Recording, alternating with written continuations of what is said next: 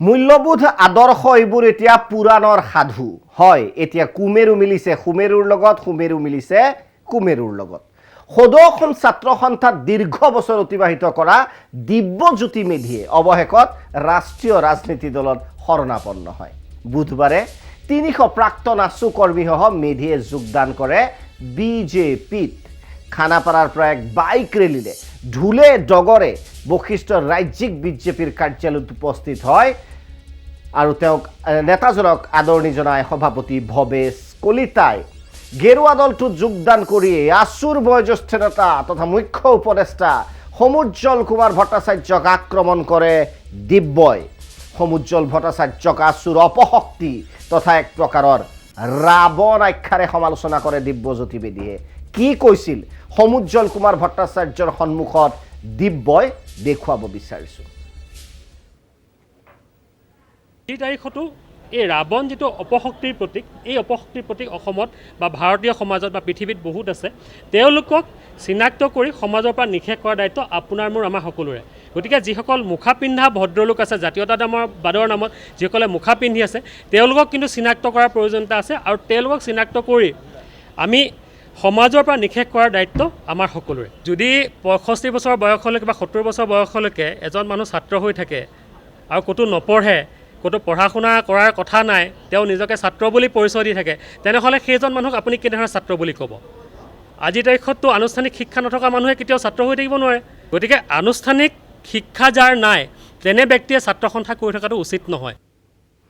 গতিকে সেয়া বিজেপিৰ টুপি ইতিমধ্যে পিন্ধিছে দিব্যজ্যোতি মেধিয়ে। আপোনালোকে লক্ষ্য কৰিছে, সদায় আঞ্চলিকতাবাদৰ কথা কোৱা দিব্যজ্যোতি হঠাৎ হৈ পল ৰাষ্ট্ৰীয়তাবাদী। ৰাজনীতি। ইপিনে আনুষ্ঠানিক যোগদানৰ পূৰ্বে মন্ত্ৰী পীযুষ হাজৰিকায়ো ৰাজ্যিক বিজেপিৰ কাৰ্যালয়ত উপস্থিত হয়।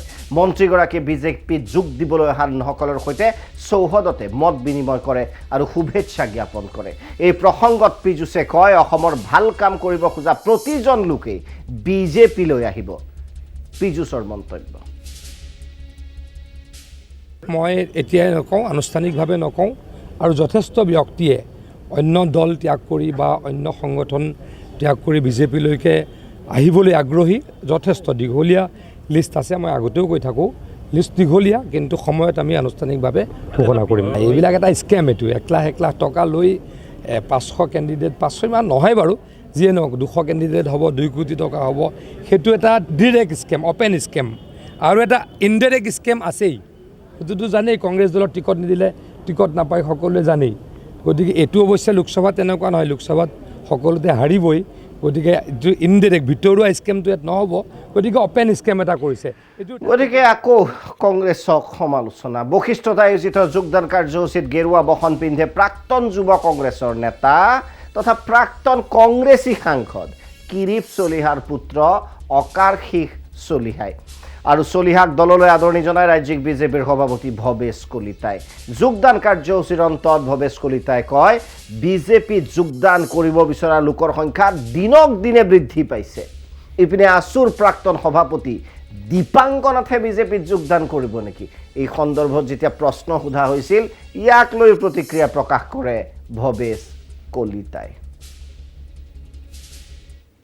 হয়, আজি আমাৰ দিব্যজ্যোতি মেধি ডাঙৰীয়াৰ নেতৃত্বত 2 শতাধিক যুৱ প্ৰজন্মৰ অৰ্থাৎ যুৱক যুৱতীসকলে আমাৰ দলত যোগদান কৰিছে তথা আমাৰ ৰাজনীতি পথাৰখনৰ এজন অন্যতম নাম কিৰীপ চলিহা ডাঙৰীয়াৰ পুত্ৰ অৰ্কিড চলিহাও আমাৰ দলত আজি যোগদান কৰিছে। তেওঁকো আমি উষ্মাদন জনাইছোঁ। আমাৰতো যোগদান চলিয়ে আছে, আপোনালোকে গম পায়, সমষ্টি হাজাৰ হাজাৰ মানুহ যোগদান কৰিছে আমাৰ দলত। বিভিন্ন আমি প্ৰথমে কৈছোঁ যে কাৰ্যকৰ্তা নিৰ্মাণ, এজন কাৰ্যকৰ্তা হিচাপে দলক সেৱা কৰা, আৰু দলে নিশ্চয় সময়ে সময়ে সকলোকে একোমোডেট কৰি যায়। নিশ্চয় ভৱেশ কলিতাৰ মন্তব্য। গতিকে 2024 লোকসভা নিৰ্বাচনৰ পূৰ্বে বিজেপিত যোগদানৰ এতিয়া উজান উঠিছে। আঞ্চলিকতাবাদী শক্তি, ছাত্ৰ শক্তিৰ কথা কোৱা নেতাই পিছদিনাই গৈ গেৰুৱা বসন পিন্ধিছে। এয়াই বৰ্তমান ভাৰতীয় ৰাজনীতিৰ এখন ছবি, যাক নৎসাত কৰাটো সম্ভৱ নহয়। পুনৰ সময় হৈছে বিৰতিৰ পিছত পুনৰ উভতি আহিম।